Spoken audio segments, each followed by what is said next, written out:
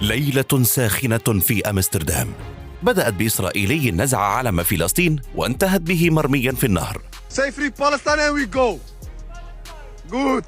من هنا بدأت الحكاية حين اجتمع جماهير مكابي تل أبيب في شوارع العاصمة الهولندية عقب مباراة فريقها ضد فريق آياكس أمستردام، وبدأت بالهتاف ضد فلسطين بالتزامن مع تسلق أحدهم بناية لنزع علم فلسطين.